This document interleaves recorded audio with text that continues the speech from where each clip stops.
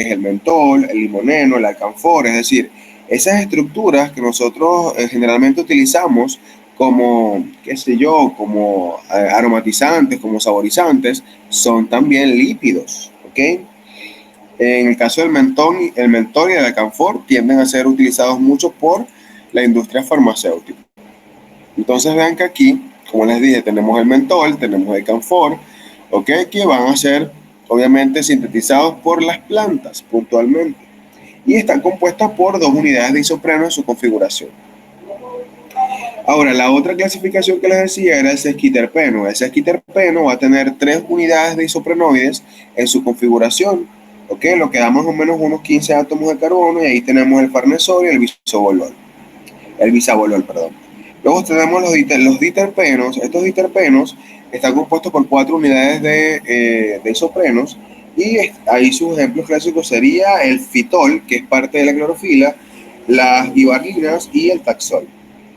Si hablamos de los triterpenos, estos están compuestos por 6 isoprenoides en su configuración y ahí tenemos entonces el escualeno y este escualeno es el precursor directo de la síntesis de esteroides, que aquí lo pueden ver, ¿ok? Cuando ya tenemos seis grupos terpenos en la configuración, esto es lo que significa cada numerito acá. Vean, isoprenoides 3, si hay 3, entonces básicamente nos dan la cantidad de isoprenoides que hay por cada estructura química. ¿Ok? Como pueden ver, el escualeno tiene 6 isoprenoides y se llaman triterpenos. Por otro lado, tenemos los tetraterpenos que están compuestos por 8 isoprenoides. ¿Ok? Y acá básicamente podemos tener a los carotenos, como el betacaroteno o el glicoteno, ¿ok? Que básicamente estos carotenoides van a ser los precursores de la llamada vitamina A. Y por último tenemos a los politerpenos que tienen múltiples isoprenoides en su configuración, como por ejemplo las ubiquinonas, como por ejemplo el tocoferol, la poliquinona o la metomenoquinona, que es la vitamina K, ¿ok? El dilicol, la pastoquinona, la menaquinona, ¿ok? Todos estos son asociados a la familia o de tetraterpenos o de politerpenos, ¿ok?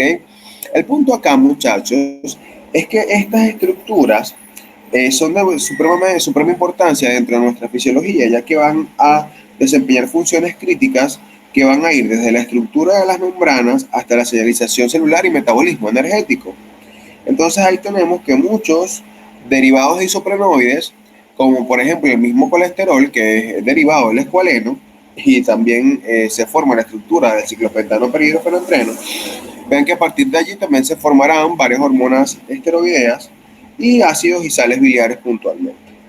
También las vitaminas liposolubles como el retinol, que es obviamente la vitamina A y el retinal, la vitamina E, que es básicamente el tocoferol, y la vitamina K como filoquinona y meroquinona, obviamente generarán puntos claves dentro del proceso de regulación metabólica.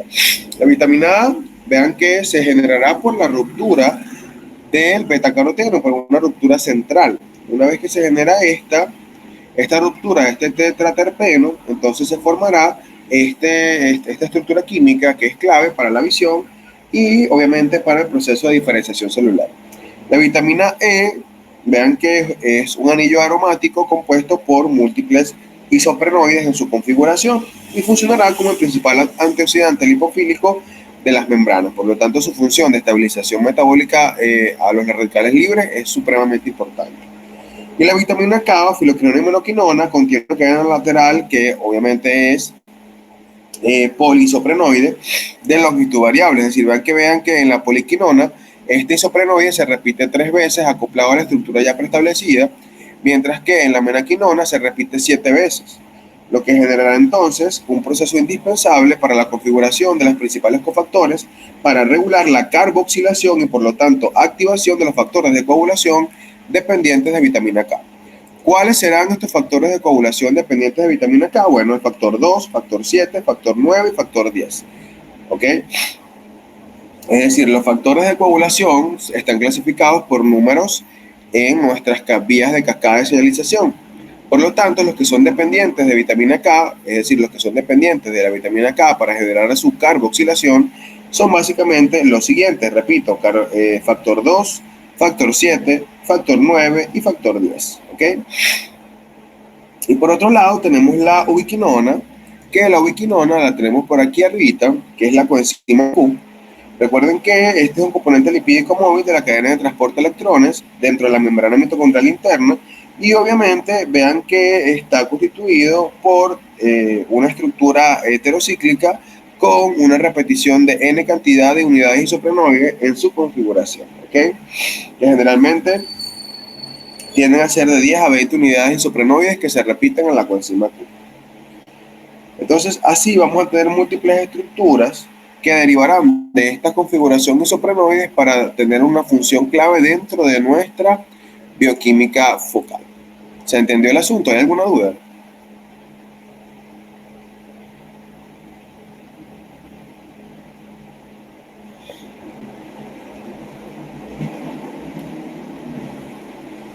Ok, bueno, si no hay duda, seguimos entonces.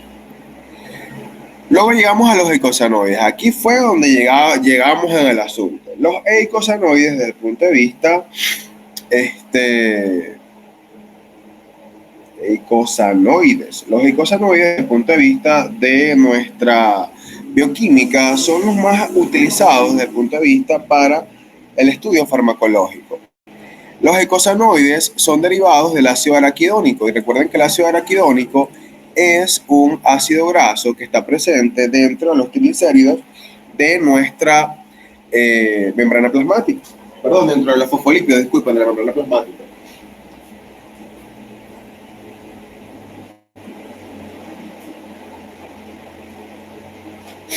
Entonces, vamos a tener que estos señores van a estar presentes dentro de la membrana plasmática de nuestras células, ¿ok? ¿Qué ocurre? Acá vamos a tener que los eicosanoides van a ser sustrato de la degradación del ácido araquidónico. Y aquí entra un punto clave. Si yo agarro y degrado el ácido araquidónico, estos eicosanoides van a empezar a producir las llamadas prostaglandinas. Pero entra un punto clave. Para ser denominado eicosanoide, tengo que tener por lo menos 20 átomos de carbono, que eso es la cantidad de átomos de carbono que tiene el ácido araquidónico.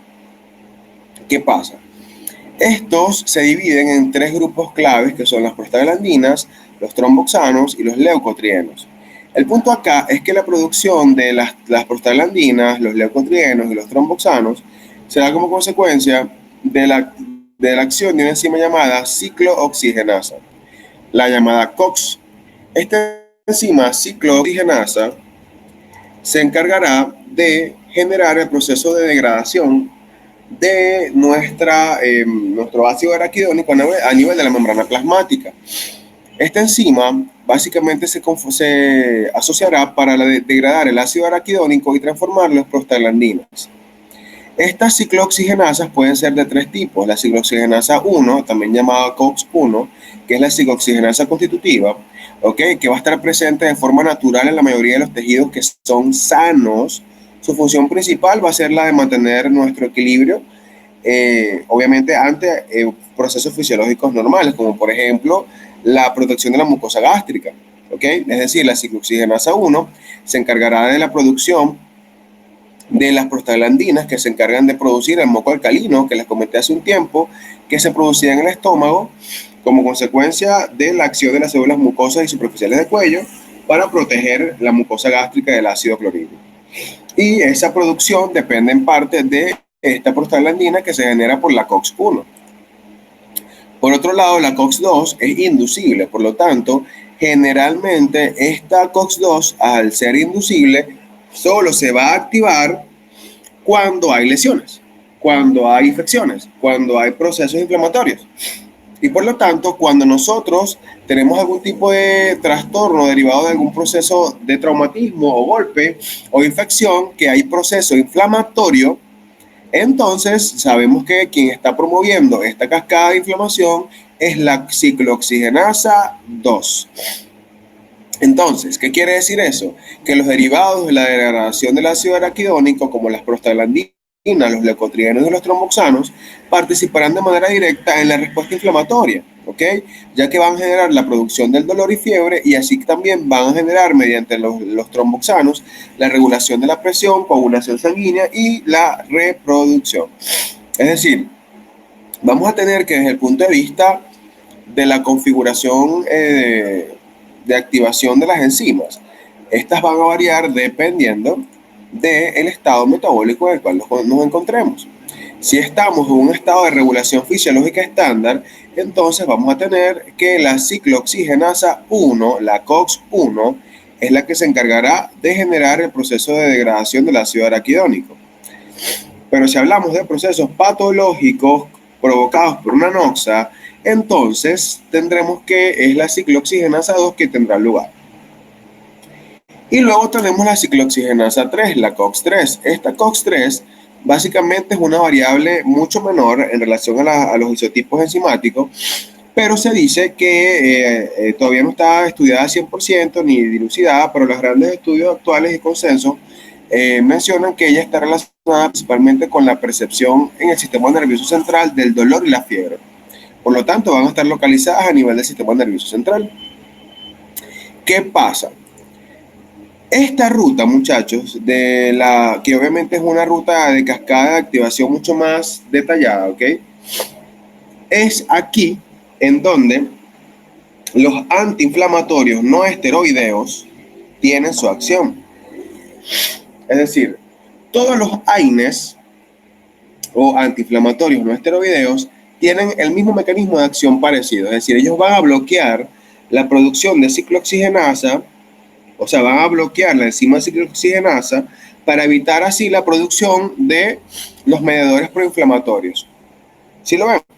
Es decir, cuando nosotros nos tomamos un diclofenac, un ibuprofeno, vamos a tener que estas van a atacar, van a bloquear la enzima ciclooxigenasa para evitar la proliferación de prostaglandinas o leucotrienos y así generar una disminución al proceso inflamatorio como el dolor, como el proceso de inflamación y obviamente el edema y el rubor acoplado a la respuesta de la inflamación como consecuencia del proceso infeccioso, del traumatismo o de la lesión puntual.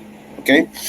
Y es así en cómo vamos a tener que los AINES, vean que tenemos tres tipos de ciclooxigenasas. Por lo tanto, los AINES pueden ser selectivos y no selectivos. Los AINES no selectivos, ellos pueden inhibir tanto la COX-1 como la COX-2. Y ahí entran, por ejemplo, el ibuprofeno, el naproxeno, el diclofenac, ¿ok? Por lo tanto, pueden actuar y son los que causan los llamados efectos secundarios. Por ejemplo, si yo como diclofenac bloqueo la COX-1 y la COX-2, eso quiere decir que si yo me tomo un diclofenac, voy a disminuir el dolor, pero también voy a disminuir la producción del moco alcalino a nivel del sistema gastrointestinal, a nivel del estómago, pues. ¿Se entiende el asunto? ¿Me van siguiendo?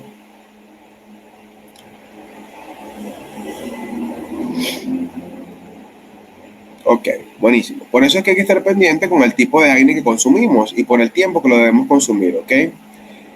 Porque si es no selectivo, entonces puedo bloquear tanto la ciclooxigenasa de manera constitutiva, así la que tenemos siempre, como la ciclooxigenasa de inducida, pues la COX-1 y la COX-2. Pero vamos a tener los AINES selectivos. Estos AINES selectivos son a los que más les gusta a los traumatólogos. O sea, un traumatólogo ama lo que saben los traumatólogos de fármaco, básicamente es AINE. Entonces ese es el tema. Y los AINES que le encantan a los traumatólogos y en general a la mayoría de los médicos que saben de fármaco son los inhibidores selectivos de la COX-2, de la COX-2. Estos inhibidores selectivos de las COX-2 generalmente se conocen como los COXIPs. Entonces no sé si han escuchado el Celecoxib, heterocoxib. Estos COXIP son inhibidores selectivos de la ciclooxigenasa 2. Por lo tanto, van a actuar de manera específica, ¿okay?, para inhibir la vía del dolor derivada de las rutas inflamatorias y procesos de traumatismo o procesos infecciosos inflamatorios. ¿Okay? Pero ¿qué pasa? Esta COX-2, inhibidores básicamente están diseñados para reducir la inflamación, bloqueando solo la ciclooxigenasa 2, pero van a buscar proteger el estómago y minimizar los daños gastrointestinales. Y por último tenemos los AINES o los fármacos, mejor dicho, los antiinflamatorios, perdón, los fármacos que bloquean la COX-3. Y aquí entra un punto. Si yo bloqueo la COX-3, no soy antiinflamatorio, ¿ok? No soy antiinflamatorio, pero sí soy antipirético y analgésico. Es decir, si yo bloqueo la COX-1 o la COX-2 o las dos, soy un fármaco que generará tres efectos: antiinflamatorio, antipirético y analgésico. Es decir, todos los AINES tienen esos tres efectos farmacológicos, tres. Por lo tanto, son potentes analgésicos, potentes antipiréticos, pero no son antiinflamatorios. De hecho, hay corrientes actuales que dicen que el acetaminofén y el y que son lo mismo, ¿ok? Paracetamol y acetaminofén no son AINES, ¿ok? Pero eso todavía no está 100% estandarizado, ¿ok? Entonces, ¿qué pasa? No es un AINE, ¿por qué? Porque no tiene efecto antiinflamatorio, pero otros dicen, ya va, si es un AINE porque inhibe la ciclooxigenasa, y así va, ¿ok? Pero en ese, ustedes dirimirán eso cuando vean farmacología. Por ahora lo que quiero que comprendan es la importancia de la familia de los ácidos, del ácido araquidónico, ¿ok? Básicamente de los icosanoides, en el proceso de derivación de utilidad médica. Y vean que es uno de las familias químicas más usadas dentro del mundo médico. Y todo parte del conocimiento bioquímico asociado a la utilidad del ácido araquidónico, ¿ok? Como obviamente la utilidad derivada del catabolismo enzimático, y generará entonces la presencia de prostaglandinas, de tromboxanos y leucotrienos. Cabe destacar que cada familia química derivada del ácido araquidónico tiene propiedades más destacables, es decir, dentro de las prostaglandinas hay grupos de prostaglandinas que tienen efectos específicos, funciones específicas, ¿ok? Dentro de los leucotrienos hay una familia química importante que tiene funciones específicas, ¿ok? Entonces, ¿qué pasa? Entrará el asunto. Dentro de las prostaglandinas, entonces vamos a tener prostaglandina H2, que va a producir entonces la prostaglandina 2-alfa, tromboxano B2 y así sucesivamente, ¿ok? Aquí tendremos entonces los tipos de prostaglandinas, que estos tipos de prostaglandinas, repito, derivarán en el proceso específico de asociación funcional derivada. Entonces, ¿qué pasa? Dentro del gran grupo importante de prostaglandinas podemos derivar que las principales, por así decirlo, son las prostaglandinas E2. Esta prostaglandina E2 es la más abundante y versátil, ya que participa en la respuesta inflamatoria y obviamente se acopla para elevar la temperatura corporal, lo que provoca la fiebre, y protege la mucosa del estómago, regulando la producción del ácido clorhídrico y también la producción de lo que es la mucosa, el moco alcalino. Si hablamos de la prostaglandina F2-alfa, esta prostaglandina F o 2-alfa se encarga de contraer los músculos lisos, lo que obviamente esto es un punto clave durante el parto, ya que tiene un efecto importante en la reducción de la presión intraocular, también asociada a la relajación de la musculatura, a la contracción, perdón, de la musculatura lisa acoplada en esta región, lo que es importante utilizar como tratamiento clave dentro de los glaucomas. Luego tenemos la prostaglandina D2. Estas son básicas en las reacciones alérgicas y el asma, y además estas influyen en la regulación del ciclo del sueño. Y luego tenemos las prostaglandinas I2, o también llamadas prostaciclinas, que estas actúan como un potente vasodilatador y impiden que las plaquetas se agrupan, es decir, son antiagregantes plaquetarios, lo que significa que protegen el sistema circulatorio y previenen la formación de coágulos. ¿Ok? Entonces vean que son las principales. Realmente hay una gran familia química de prostaglandinas, todas derivadas del ácido araquidónico, que vienen tipificadas por letras, ¿ok? A, B, D, E, F, G, H, I. Y esto va a variar en función del anillo pentagonal que tenga la estructura. Sin embargo, las principales son las que les acabo de mencionar, ¿ok? Por otro lado, si hablamos de los tromboxanos también tienen unos tipos específicos. Estos tromboxanos básicamente se van a dividir en dos tipos principalmente, que es el tipo A y el tipo B, que obviamente van a diferenciarse según la estabilidad y función. Tenemos el tromboxano A2, que este tromboxano A2 es la forma biológicamente activa y una de las más importantes de nuestro cuerpo, ya que este es sintetizado principalmente por nuestras plaquetas y va a actuar induciendo la agregación plaquetaria. Por lo tanto, la formación del coágulo va a ser promovida en parte por el tromboxano A2 que se genera por nuestras plaquetas. Y esto obviamente generará también una acción importante en la musculatura lisa de los vasos sanguíneos, provocando la constricción, ¿ok? Y eso todo para detener una hemorragia.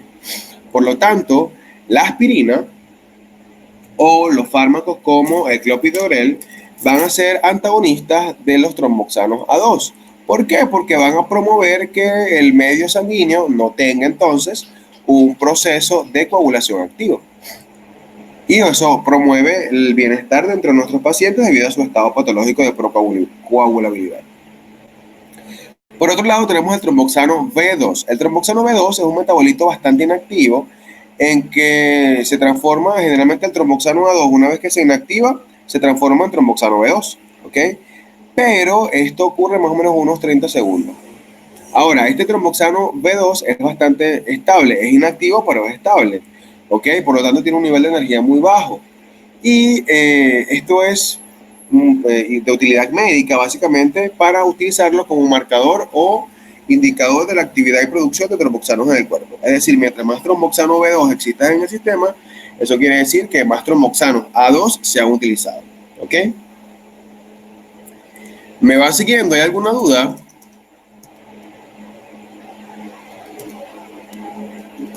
¿Puede repetir lo último, por favor? Lo de la concentración ¿Concentración de qué? de los tromboxanos. Que los tromboxanos se dividen en dos familias, tromboxano A2 y tromboxano B2, ¿ok?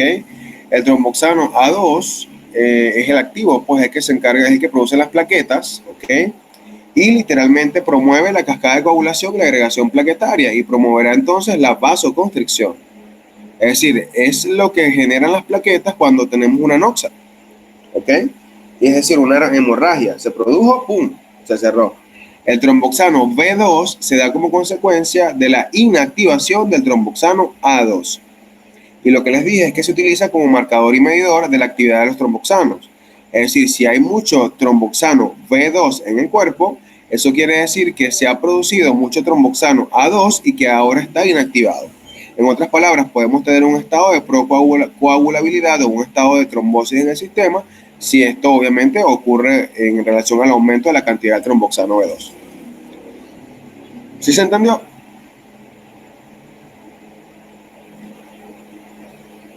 Exacto. Ok. En cambio, los leucotrienos, obviamente ellos también tienen una familia y se pueden dividir en pues, una familia química bastante grande. Pues ven que los lípidos es una cosa increíble, muy grande. Entonces, la acción de los leucotrienos van a ser elementalmente mediadores de la respuesta inmune, ¿ok? A nivel de las respuestas alérgicas y de inflamación.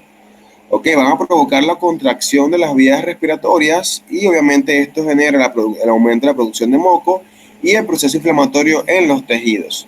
Ellos se van a dividir en tipos naturales, que son los que produce el cuerpo, y los medicamentos antagonistas, que son los que se utilizan para bloquearlos. En cambio, los naturales entonces van a ser los derivados del ácido araquidónico, que van a ser el leucotrieno B4, ¿ok? Y el cisteinil leucotrieno, que estos cisteinil leucotrienos se ponen en acrónimo con las letras LTC, LTD y LTE, ¿ok? Es decir, si hablamos del leucotrieno B4, es un potente agente que atrae glóbulos blancos al sitio de inflamación. Es un agente quimiotáctico, por lo tanto, exacerba la respuesta inflamatoria. Si hablamos del cisteínil-leucotrieno, que es el LTC4, el LTD4 y el LTE4, son los principales responsables de causar la contracción del músculo liso en los bronquios. el aumento del moco y obviamente la inflamación alérgica. Es decir, estos señores son los responsables de las crisis de asma. ¿Ok? Ya que una vez que se genera la noxa, llámese alérgeno puntual o proceso de estrés en la región bronquial, se van a producir de manera exacerbada estos leucotrienos, ¿ok? Estos cisteínil-leucotrienos, y estos van a exacerbar la respuesta, mira, muy rápida de broncoconstricción, ¿ok? Entonces, ¿qué pasa? Hay otras estructuras como los fármacos que son leucotrienos artificiales, o mejor dicho, antileucotrienos, para ser más preciso, unos antagonistas, que van a encargarse de bloquear la producción de estos leucotrienos naturales. Y ahí tenemos entonces el montelukast, ¿ok? El cifirlukast y el suleutón, que es el ciflo. Entonces entra el punto.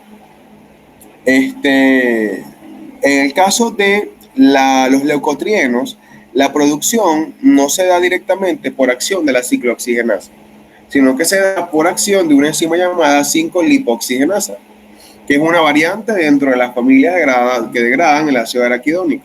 ¿Ok? Es decir, si yo hablo de prostaglandina y tromboxano, ciclooxigenasa. Si hablo de básicamente, ok, entonces pasamos. Y por fin llegamos a la digestión. Es decir, ya acabamos la parte de nuestras estructuras químicas básicas y pasamos a lo que es la digestión y absorción de nuestros lípidos.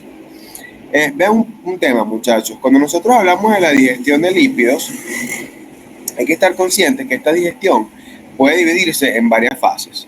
Tenemos una fase preintestinal, que es la fase que yo denomino la fase preparatoria, ¿ok? Tenemos la fase intestinal, que es la fase de emulsificación y digestión propiamente dicha. Y obviamente tenemos la fase de formación de micelas mixtas, que es una fase clave de organización lipídica. Y por último, la fase de absorción y la salida del sistema linfático. Son las últimas dos fases. Entonces vean el tema. Sí, salida del sistema linfático. Es decir, los lípidos que nosotros absorbemos en nuestra dieta no van directamente al torrente sanguíneo, van al sistema linfático. ¿Ok? Ahora les pregunto, ¿cuál es o dónde es el punto de drenaje entre el sistema linfático y el sistema vascular?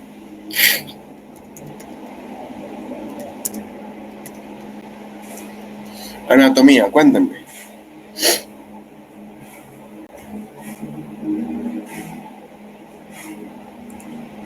¿Cómo se llama el conducto o dónde ocurre el proceso de drenaje del sistema linfático al sistema vascular? Porque, ¿qué pasa? El sistema linfático, muchachos, tiene una conexión directa con el sistema vascular, especialmente con el sistema venoso.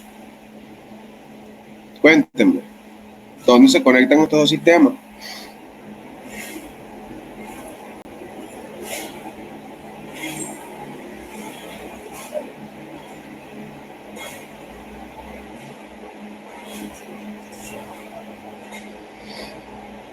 El conducto torácico. ¿Y dónde desemboca el conducto torácico? Que es el conducto, el vaso linfático más grande del sistema. Cuéntenme, ¿dónde drena?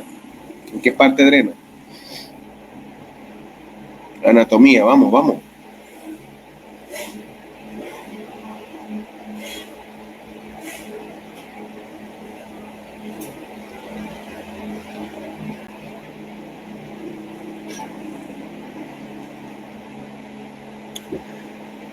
Ay, bueno.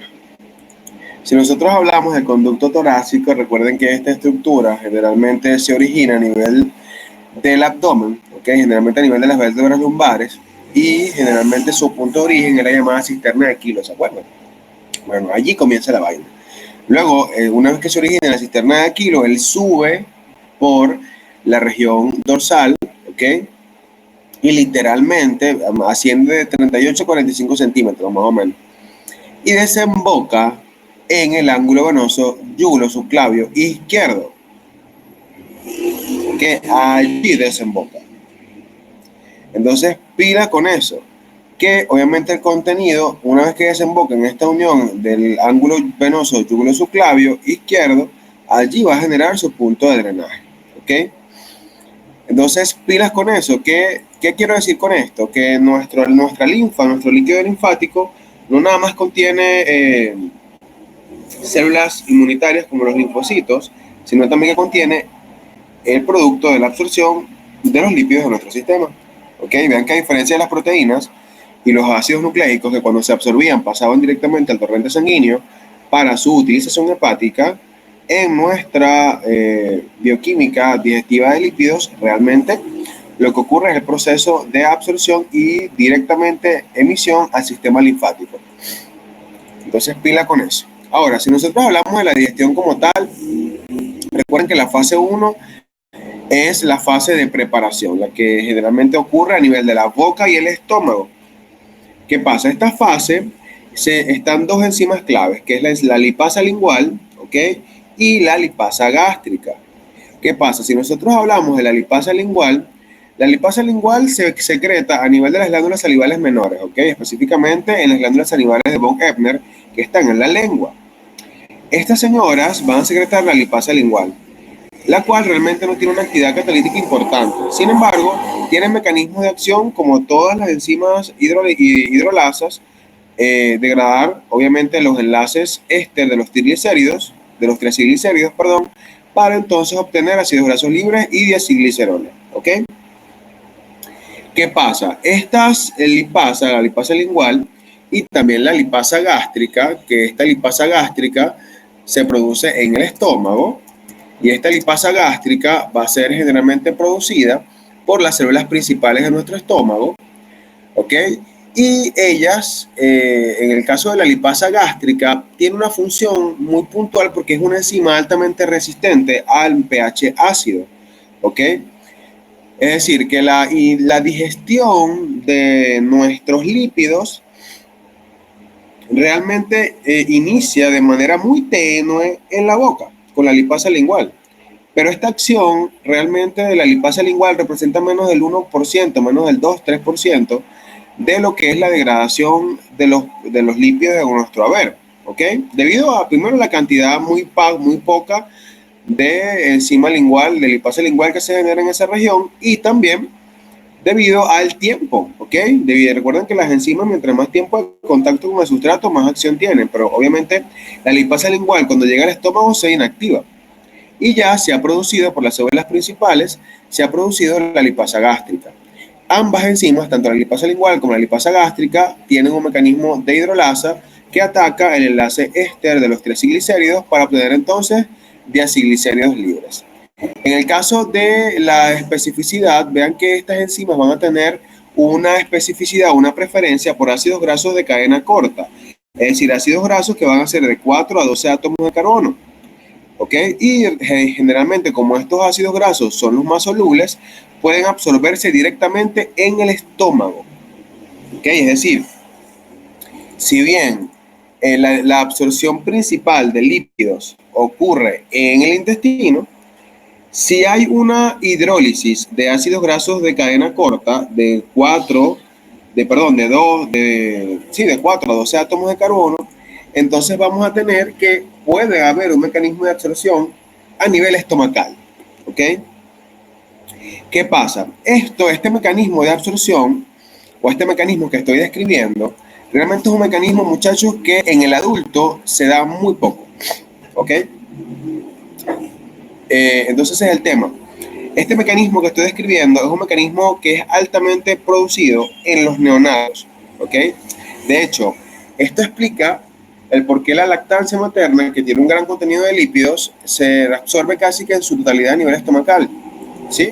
Debido a que la degradación de parte de la lipasa gástrica en esta región es importante. Ahora, fuera de la vida neonatal, tenemos que este mecanismo de preparación solo representa una hidrólisis de aproximadamente menos del 15% de los lípidos de la dieta, ¿ok? Y elementalmente la función principal es preparar el quimo para su siguiente paso, ¿ok? Es decir, que en la fase de preintestinal o en la fase de preparación tenemos que iniciar en la boca con la mezcla de los alimentos con la saliva, y gracias a la producción de saliva por parte de las glándulas salivales menores, que son las glándulas de von Ebner a nivel lingual, se produce la lipasa lingual con poca acción y después al llegar al estómago la lipasa gástrica se inactiva y entonces se produce el proceso de degradación de átomos de ácidos grasos de cadena corta, de 4 a 12, los cuales pueden ser absorbidos en esta región. Al final del asunto, esta fase solo representa menos de un 15% de la degradación de nuestros lípidos de la dieta. ¿Hay alguna duda de esta fase preparatoria?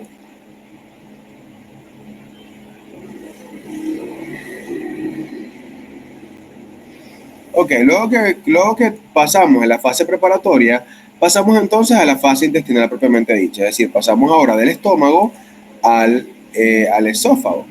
Perdón, voy para arriba ahora. Ya estoy variando. Pasamos del estómago al duodeno. Entonces, ¿qué pasa? Una vez que nosotros pasamos del estómago al duodeno, pasan cosas. Cuando los lípidos llegan al duodeno, recuerden que el quimo que viene del estómago tiene un pH supremamente ácido. Por lo tanto, las células K de nuestro duodeno van a empezar a sintetizar colecistoquinina. Esta colecistoquinina y secretina van a actuar directamente sobre el páncreas, en el caso de la secretina, para promover la producción de bicarbonato, ¿ok? Para neutralizar el ácido del quimo. Y por otro lado, la colecistoquinina va a actuar directamente sobre la vesícula biliar para promover la secreción, o mejor dicho, la liberación del jugo pancreático, del jugo biliar, y también va a actuar esta colecistoquinina sobre los ácidos pancreáticos para generar entonces el proceso de liberación enzimática de las enzimas pancreáticas, ¿ok? Entonces, ¿qué pasa?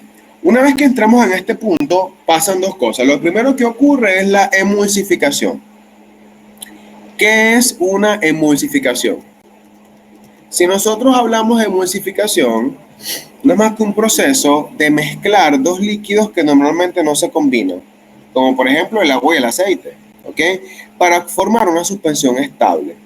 Para esto yo tengo que lograr dispersar uno de los dos líquidos en el otro para formar microgotitas muy pequeñas, que es lo que hace el jabón, es lo que hace el detergente, ¿ok? Es decir, esas estructuras lo que hacen es cortar en muy pequeñitos pedazos el proceso, nuestros lípidos para poder entonces que sean solubles dentro del medio acuoso mayoritario, ¿ok?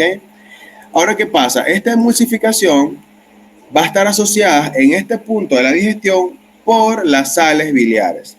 Vamos a tener que las sales biliares van a ser estructuras derivadas del colesterol que actúan como detergentes biológicos, ¿ok? Ellos van a tener una cara hidrofílica y una cara hidrofóbica. Entonces, al tener esta estructura anfifílica, permite entonces que ellos rompan las grandes gotas de grasa que están en esta región, las van a romper y van a permitir que éstas se organicen en micelas, ¿ok? Y en micelas de emulsión mucho más pequeñas, lo que va a aumentar drásticamente el área de superficie disponible para que las enzimas tengan un ataque efectivo. Es decir, las sales biliares van a acoplarse, esta es la cosa, las sales biliares van a acoplarse a nuestras estructuras en el duodeno para generar su proceso de emulsificación, ¿ok? Y luego se produce es el mezclado para generar el aumento de la superficie de contacto. Es decir, la formación de micelas inicia en este punto, sin embargo, es una formación predigestiva, ¿ok? Ya la formación de micelas posteriores es una formación de micelas postdigestiva. Ahora, una vez que se forman estas micelas por proceso de emulsificación gracias a las sales biliares, entramos ahora sí al proceso de digestión propiamente dicha. Entonces, ¿qué pasa? Entra una enzima que se denomina lipasa pancreática. Esta enzima va a encargarse de degradar ácidos grasos, va a degradar triacilglicéridos, ¿ok? Pero de un ácido graso a la vez. Y generalmente ella va a empezar a degradar los ácidos grasos generalmente en el carbono número 3 del glicerol. Es decir, degrada acá y va a tener 1,2 días el glicerol como resultante de la acción de la lipasa pancreática. ¿Ok? Esta lipasa pancreática requiere una proteína de un cofactor llamada, o mejor dicho, disculpen, de una coenzima llamada colipasa. La colipasa es la estructura proteica que ancla. Entonces, ¿qué ocurre? Esta colipasa, en conjunto con la lipasa pancreática, va a empezar a degradar. Entonces, el orden de degradación es primero de grado carbono 3, luego de grado carbono 1, lo que les dije en la teoría.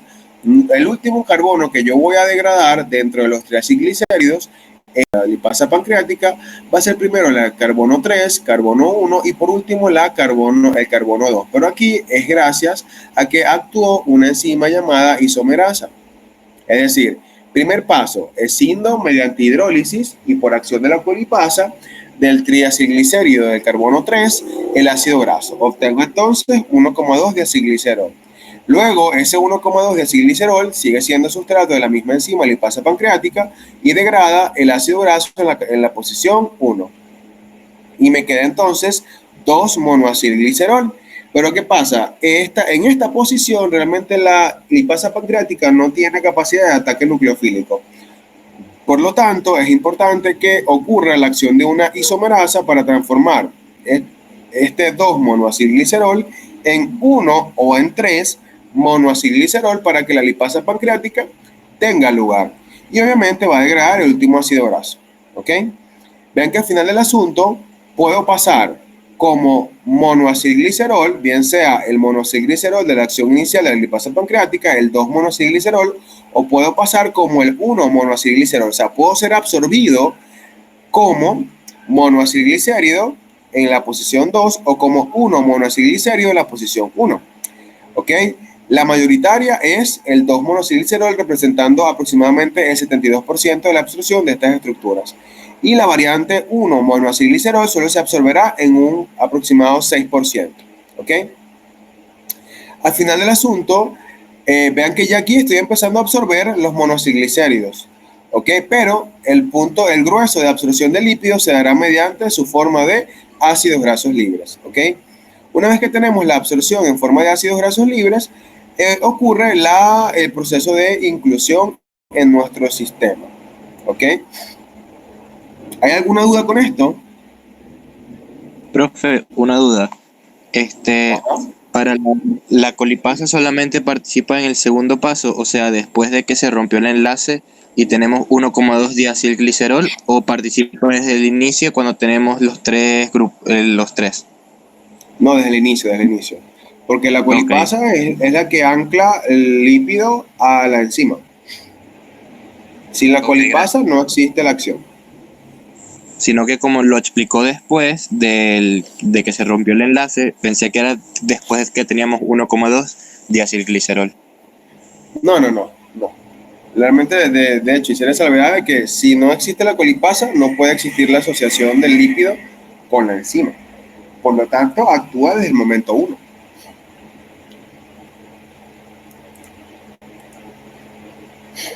Ok. Entonces, en este punto ya hemos hecho el proceso de degradación y empezamos el proceso de absorción. Entonces, ¿qué pasa? Para absorber, antes de se pueden formar micelas.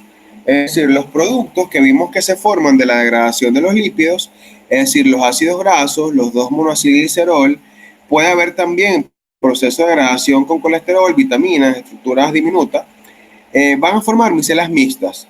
Y estas estructuras generalmente pueden difundir a través de la capa lipídica, ¿ok? Y generalmente entran a nuestro enterocito y pueden ir directamente a nuestro sistema linfático, ¿ok?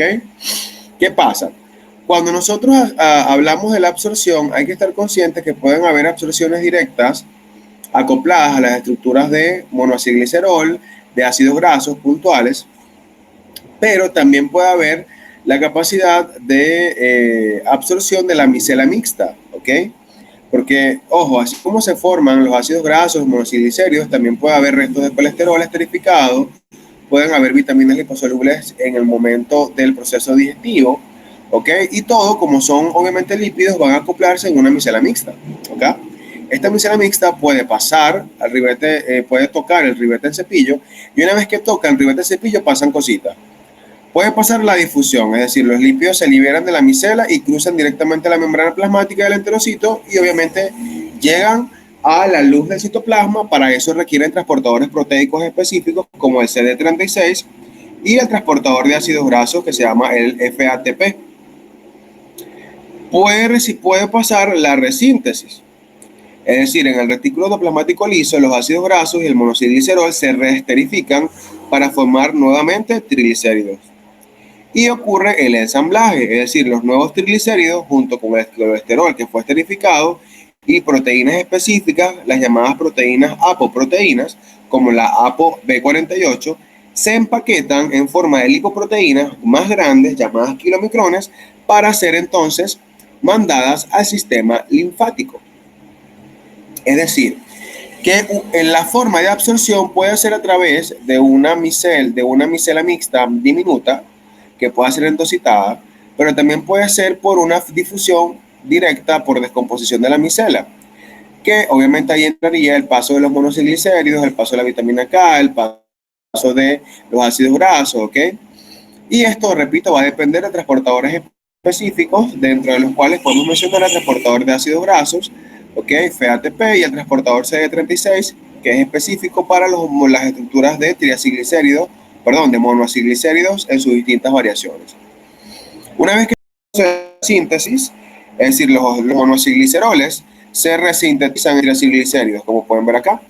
¿Okay? Los ácidos grasos son utilizados como productos para resintetizar triacilglicéridos. ¿Ok? Entonces, ¿qué pasa?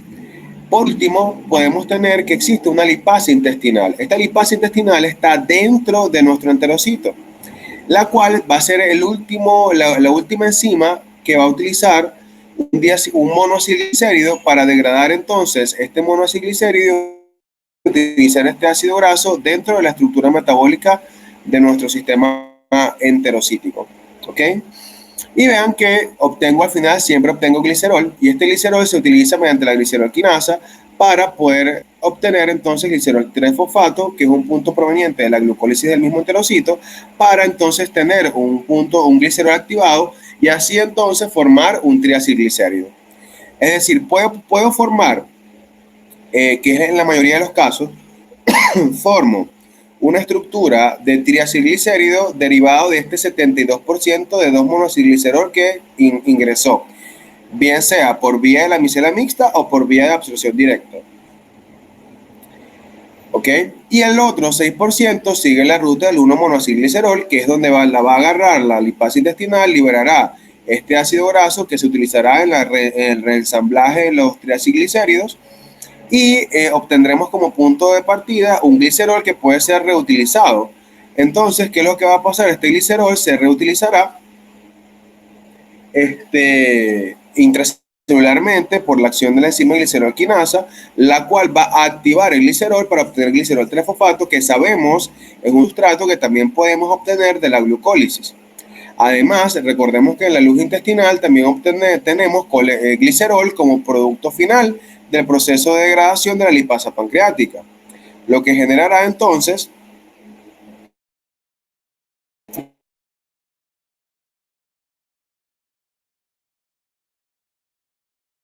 que este se absorba directamente en un 20% y pase a vamos a tener triacilglicéridos que van a ser empaquetados en forma de unas estructuras que son mixtas, ¿ok? Que literalmente son denominadas que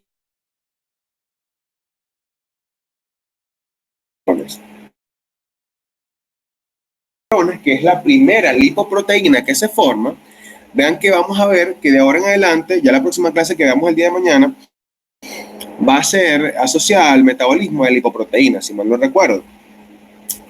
Esto nos habla de algo importante, y es que la primera lipoproteína, o la lipoproteína, mejor dicho, que se obtiene directamente por la dieta, es el kilomicrón. ¿Ok? Y se sintetiza en el enterocito de nuestras vías gastrointestinales.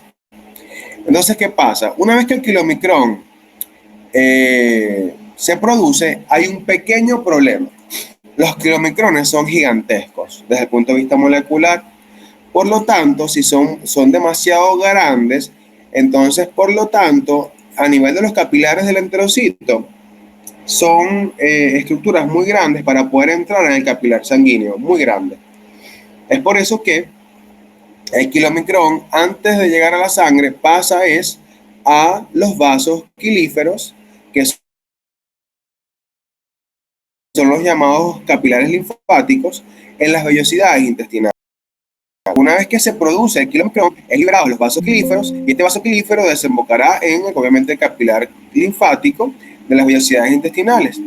El sistema linfático entonces transportará en el mismo sentido que el drenaje venoso, transportará los kilomicrones a través de todo el sistema a la cisterna del kilo, asciende por el conducto torácico y finalmente los van a ser vertidos a nivel de la vena subclavia izquierda en el ángulo yugular subclavio, y allí es donde finalmente van a poder ingresar a la circulación sistémica sin, bueno, no sé si la vieron con profundidad, pero la absorción de ácidos nucleicos.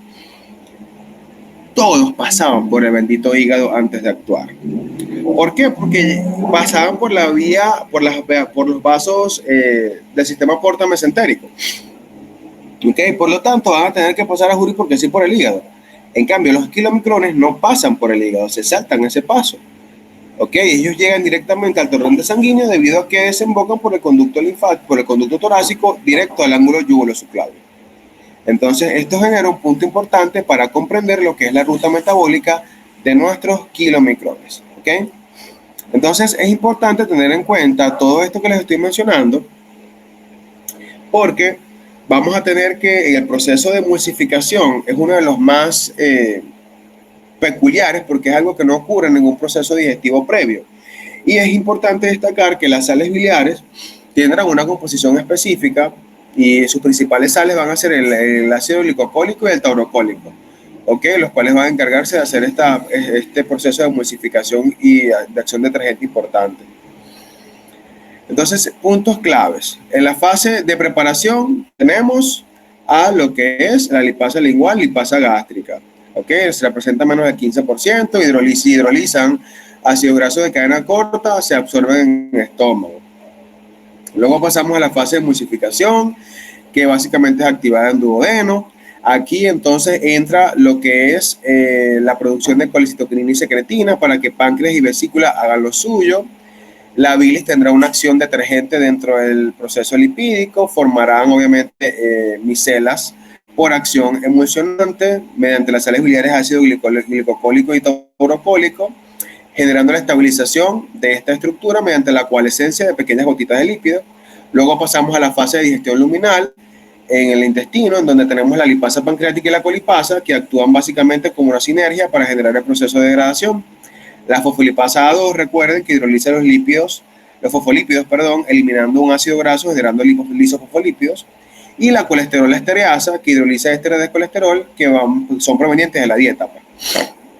Y la absorción, obviamente, se da a nivel del enterocito, del ribete en cepillo, donde ocurre la absorción mediante los transportadores específicos por difusión simple o facilitada, como el transportador de ácidos grasos FATP4 o SD36, ¿ok? Y va a existir el proceso de resíntesis y de reesterificación o reempaquetamiento, es decir, en el citosol del enterocito los ácidos grasos vuelven a ser activados mediante la unión a coenzima A y a la formación de la enzima acil-CoA sintetasa. Existe la reesterificación al retículo endoplasmático liso, en donde se unen nuevamente a triacilglicéridos y obviamente se vuelven a armar otra vez los triacilglicéridos puntuales. Y por último, el ensamblaje del kilomicrón, en donde vamos a tener que, además de lípidos como triacilglicéridos, colesterol, van a acoplarse a la estructura proteínas como la ApoB48, que van a unirse a la estructura del centro de triacilglicéridos del colesterol. Es decir, el centro del kilomicrón es triacilglicérido. La periferia está compuesta por fosfolípidos y colesterol, y dentro de esa periferia vamos a tener incrustadas apoproteínas B48. Estas ApoB48 generalmente son la etiqueta de identificación de nuestros fosfolípidos, de nuestras kilomicrones, lo que permite que el kilomicrón sea ensamblado y secretado por el enterocito, ya que sin ella entonces no se pueden formar el kilomicrón y se produciría una mala absorción muy grave de lípidos. Es decir, el punto focal en el proceso de absorción de grasas es la presencia de la ApoB48. Si no existe la ApoB48, lamentablemente no podemos tener una absorción de lípidos eficiente en nuestro sistema. ¿Ok? Entonces vamos a dejarlo hasta aquí y seguimos el día de mañana con el resto de la clase puntualmente. ¿Hay alguna duda?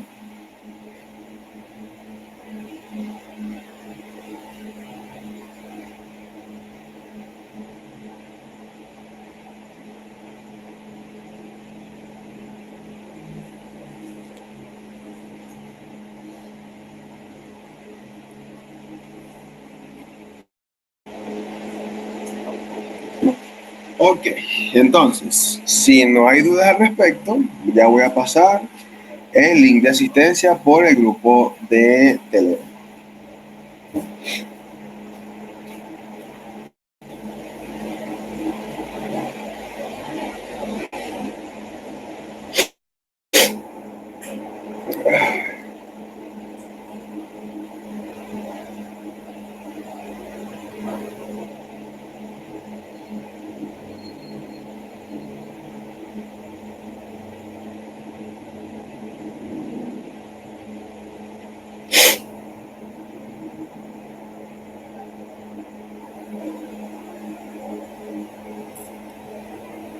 Listo, muchachos, fue enviado entonces el link de asistencia por el grupo de Telegram. Ok, que tengan todos una excelente noche. Gracias por su tiempo. Nos vemos el día de mañana. Un abrazo. Chao, chao.